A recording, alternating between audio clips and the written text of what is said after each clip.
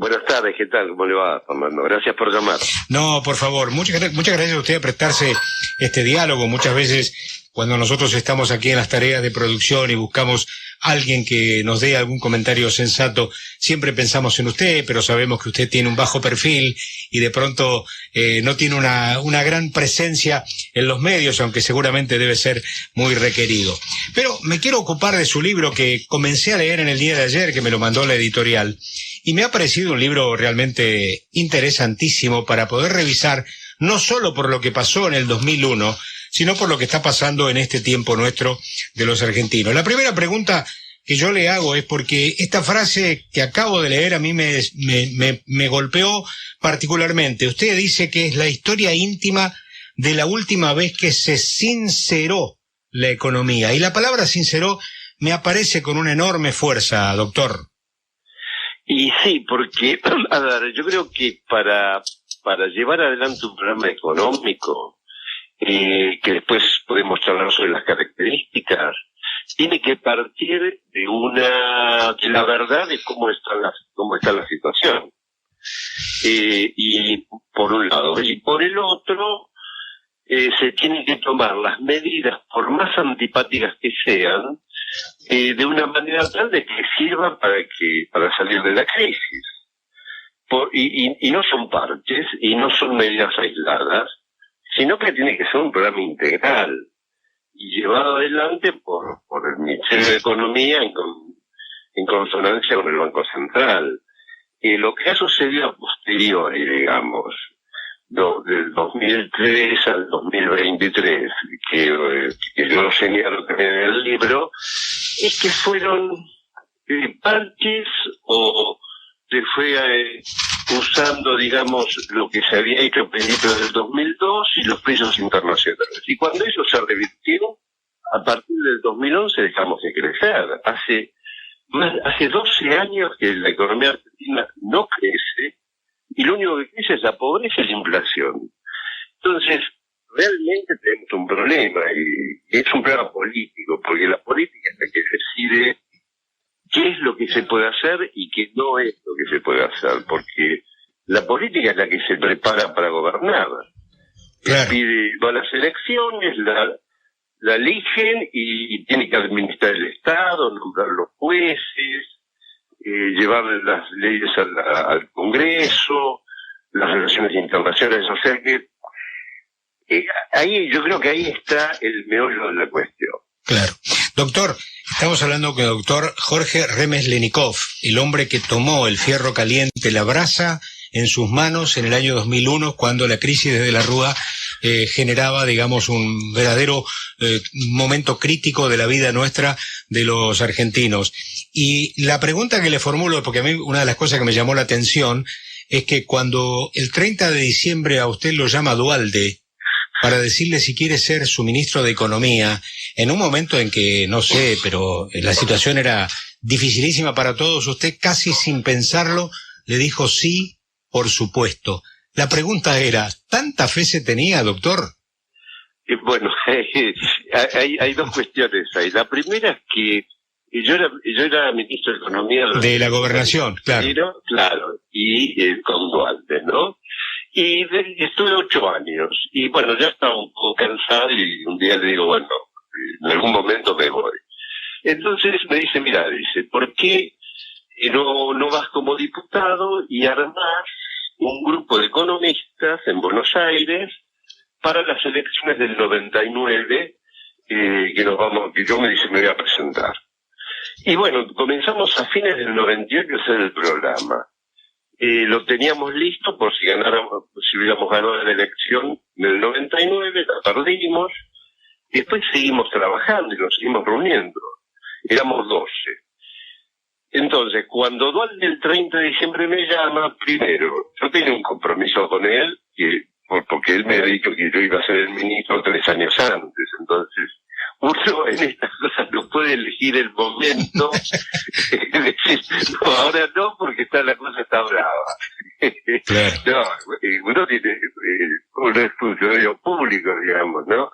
Entonces, y por eso, pues la verdad que nosotros estábamos convencidos que haciendo lo que pensábamos, íbamos a revertir la situación.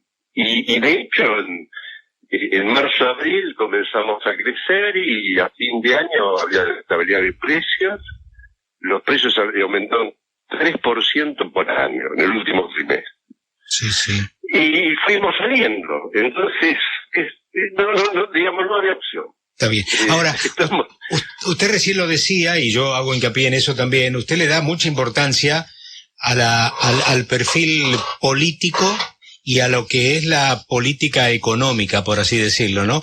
Y también usted rescata que de pronto el radicalismo, con Alfonsín a la cabeza, y a lo mejor también con Zurruila, con quien usted estuvo charlando para decirle un poco lo que iban a hacer, para saber un poco, darles alguna cierta, no sé si participación, pero al menos enterarlos, pero en el Congreso los radicales, la oposición ya, le dio una mano grande con el tema de la emergencia económica y demás.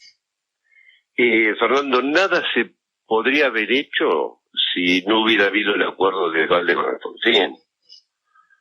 Todo lo que hicimos fue gracias al apoyo de una parte importante del peronismo y una parte importante del radicalismo. Claro. Porque eso es lo que permitió sacar las leyes necesarias para revertir la crisis. Pero acá yo quiero decir dos cosas. La primera es que Duhalde y Alfonsín, como en mi caso con los radicales, siempre tuvimos muy buena relación, más allá de que éramos de partidos distintos, pero podíamos conversar. No estábamos enfrentados. Podíamos ir a almorzar juntos, digamos. Claro. Lo segundo es que yo en esa época era diputado. Junto con Lamberto, de Santa Fe, éramos un poco los referentes de la cuestión económica de nuestro bloque. Y del otro lado estaba Baglini y Jesús Rodríguez. Y nos conocíamos del recinto y de haber charlado miles de veces, con lo cual nos teníamos confianza. Y las últimas cuestiones de la ley las arreglamos por teléfono, llegado el caso. Entonces la confianza y el diálogo es lo que permite armar una alianza para salir de la convertibilidad. Claro. Y el gabinete de Duhalde, que eran 8 ministros, en esa época eran 8, como dice la Constitución, 2 eran radicales. Y pudimos funcionar perfectamente. Claro. Mi compañero Jorge Elías se suma a esta charla que estamos manteniendo con el doctor Jorge Remes-Lenikov, autor de un libro para mí imperdible para entender cómo se puede salir de una situación crítica como en el 2001. El libro se llama 115 días para desarmar la bomba. Historia íntima de la última vez que se sinceró la economía, cuáles fueron las lecciones de la crisis del 2001 que la política no quiso aprender. Doctor, gusto saludarlo. A menudo se discute si cuando hay una crisis económica la culpa es de la economía o la culpa es de la política, pero en este momento la incertidumbre, digamos que va atada tanto de la política como de la economía, e inclusive hay alguna propuesta de dolarizar la economía. ¿Usted cómo lo ve? A ver, yo creo que la política y la economía en este tipo de cuestiones tienen que ir juntas. Lo que digo es que como la política es la que ejerce el poder en el Ejecutivo y en el Parlamento, es la que acepta o no acepta decisiones de la política económica. Y esto lo que está pasando tiene que ver con que con dos cosas. La primera, que la alianza original, que eran 3, el Frente de Todos, está diluida. Están enemistados, hay dificultades, con lo cual hace muy difícil llevar adelante un programa económico. Lo segundo es que el propio presidente, cuando asume, dice que primero iba a arreglar la deuda externa, después hacer el presupuesto y después iba a hacer el programa económico, aunque él no creía mucho en esas cosas. Cuando es al revés, primero hay que hacer el programa económico, a partir de ahí hacer el presupuesto y luego negociar la deuda. Y lo que está pasando es eso. Hemos estado en un periodo, y no solamente en este gobierno, anterior también, sin un claro direccionamiento, ¿no? Y la macroeconomía se fue desarmando, se fue desequilibrando, y estamos donde estamos, claro, realmente con problemas, ¿no? Usted apunta que Duhalde es un presidente que lo dejó hacer porque él mismo le confesó que él no sabía nada de economía, ¿sí? Y eso a usted, digamos, le dio la libertad que seguramente también habría requerido para asumir funciones tan sensibles como son la economía.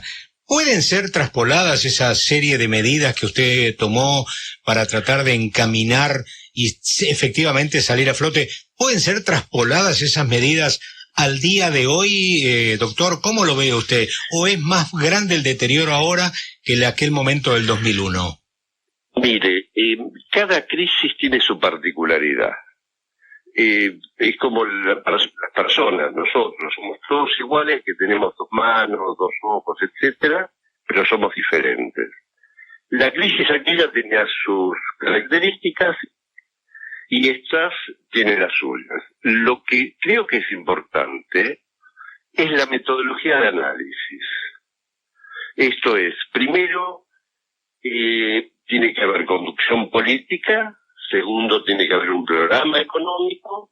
Tercero, tiene que haber unicidad de la política. Esto es que la política económica se decide en el Ministerio de Economía junto con el Banco Central. Y el resto de los ministerios tienen que acompañar, pero no puede ser como sucedió en el anterior gobierno, que uno fijaba el tipo de cambio, el otro las tarifas, el otro el déficit fiscal, etcétera. Y después tener gente que sea competente. Claro. Entonces, eso sí es trasladable. Lo otro no, porque en aquella crisis, acuérdense ustedes, estábamos en default, estaba el corralito, había descalce de monedas, estaban las pasimonedas, y ahora eso no está, pero está la inflación. Claro. Es otro problema. Ahora, siguiendo con lo metodológico, nosotros en aquella oportunidad elegimos como eje conductor la salida lo más ordenada posible de la convertibilidad. A mí me parece que el futuro gobierno, el eje debería ser controlar la inflación, la estabilidad de precios, y a partir de ahí armar toda la estrategia económica. Un objetivo central, porque no hay instrumentos de política, pues estamos en crisis, entonces uno no puede llegar o en la campaña electoral, que es muy común decir, cuando yo llegue vamos a crecer, va a bajar la pobreza, no, digamos, siempre esas cosas hay que tomarlas con pinzas porque hay que ver cuáles son los instrumentos que van a utilizar para llegar a ese objetivo. Eso sí es trasladable, la metodología. Las medidas corresponden a la característica de cada crisis, ¿no? Claro. Cuéntele a la gente qué le pasó a usted en su espalda cuando escuchó que Duhalde abría un discurso diciendo el que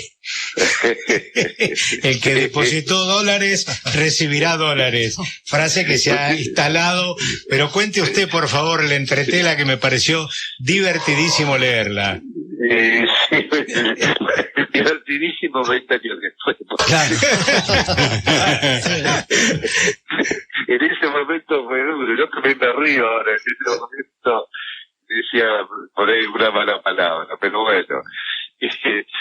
Nosotros habíamos hecho el discurso en el 21 de diciembre para cuando él asumiera, y en ese tránsito de la casa de él, digamos, a la Rosada, que lo tenían que pasar a papel membretado, formal, etcétera, hubo alguna mano negra que cambió y dijo que el que depositó dólares va a recibir dólares.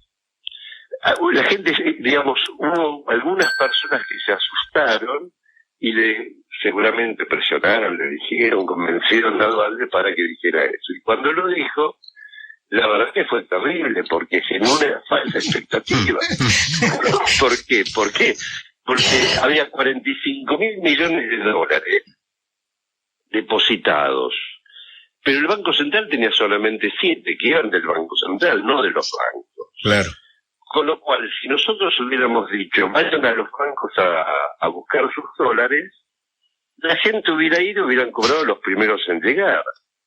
Claro. Y el Banco Central, por normativa, cuando un banco no puede devolver los depósitos, lo tiene que cerrar. Entonces la pregunta es, ¿cómo se sale de una crisis sin bancos? ¿Y cómo cobran los ahorristas sin bancos?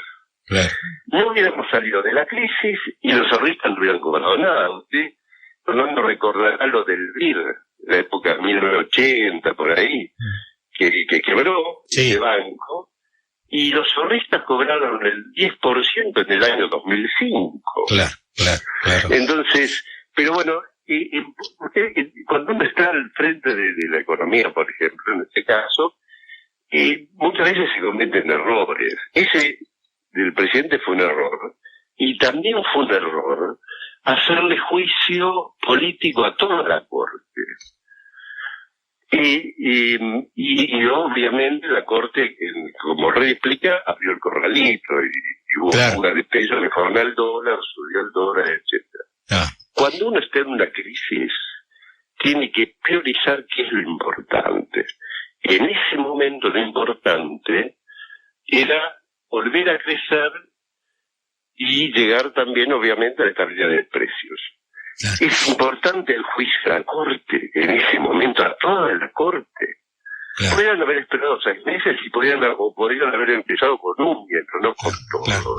Ahora, usted dice, estaban saliendo de la convertibilidad que había creado esa insinceridad, por decirlo de alguna manera, de la economía argentina, porque nos estábamos comparando con el dólar, ¿verdad? La convertibilidad hablaba del dólar. Y usted hace la transición a salir de la convertibilidad, es decir, salir de la dolarización, por decirlo de alguna manera, y desembocar en la pesificación. Yo digo esto porque usted lo explica claramente cuál era el gran desafío y lo que tenían que hacer, porque en este momento mucho se habla de que hay que dolarizar la economía. Es como volver al tiempo atrás. Sí. Bueno, en esa época también había presiones para dolarizar. Sí. Fue Menem que en el año 98, que era presidente todavía, dijo que había que dolarizar. Y nosotros nos opusimos. Nosotros pensábamos que había que ir hacia una economía normal, como tiene todo el mundo, que tiene su propia moneda. Es su propia moneda, exactamente. Con muy poquitas excepciones. Pero nosotros tenemos que ver, cuando uno diseña una política económica, ¿qué hacen los países exitosos? Y los países exitosos tienen su banco central y tienen su propia moneda. Claro, nada más ni nada menos. Claro, y a ver, la moneda es parte de la cultura también, ¿no? Pero si uno dolariza, se queda sin el instrumento monetario y cambiario, y quedamos a expensas de cómo evolucione la productividad de Estados Unidos, que sabemos que siempre crece, y cuál sea su planteo geopolítico. Claro. A veces el dólar sube, a veces baja, y nosotros quedamos enganchados con eso. Está bien. Y después, a mí me preocupa que no es solamente con la dolarización, sino con algunas otras medidas. Que ante una situación compleja, como se vio en el 2001 o ahora, alguien dice que con una medida resolvemos todo. Y no es así. Si la situación es compleja, se requiere un programa que también es complejo, porque tiene que abarcar todos los frentes. Claro. Y la dolarización cambia la moneda, pero no implica una modificación de la economía real, o del déficit fiscal, o de la competitividad de la economía, etcétera. Yo creo que enmascara, engaña, ¿no? Sí. Exactamente, es una ilusión de decir, bueno, tenemos el dólar como Estados Unidos. Está bien. No es así. Doctor, le agradezco estos minutos de su tiempo. Le digo que me llamó poderosamente la atención cuando asume como ministro de Gobierno de Economía de la Gobernación en el 91, le pidió a Duhalde 3 condiciones. Armar su equipo, que no le hiciera reunión de gabinete entre las 1 de la tarde y las 5 porque iba a la casa a comer y a dormir la siesta.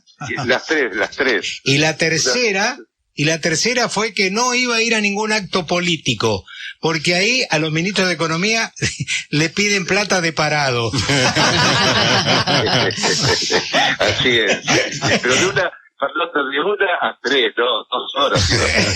De 1 a 3, si no había reunión de gabinete porque usted tenía que ir a comer a su casa y a dormir un poquito la siesta. Exactamente. Más sí. o menos pidió la independencia que debería tener el Banco Central. Pero cosas chicas eran. Está bien. Y ahora cuando lo despida, me voy a quedar con una lectura de un párrafo muy interesante en la página 61 de su libro, que habla de un encuentro que usted tuvo en la Quinta de Olivos. Doctor. Ya sé cuál es. Bueno, lo voy a leer textual para que no haya error. Bueno. Doctor, que siga usted muy bien y muchas gracias por estos minutos. No, al contrario, un placer conversar con ustedes. Gracias. Adiós. Adiós. El doctor Jorge Remes Lenikov, autor de 115 días para desarmar la bomba, el ministro de Economía que agarró la brasa caliente en el diciembre del 2001.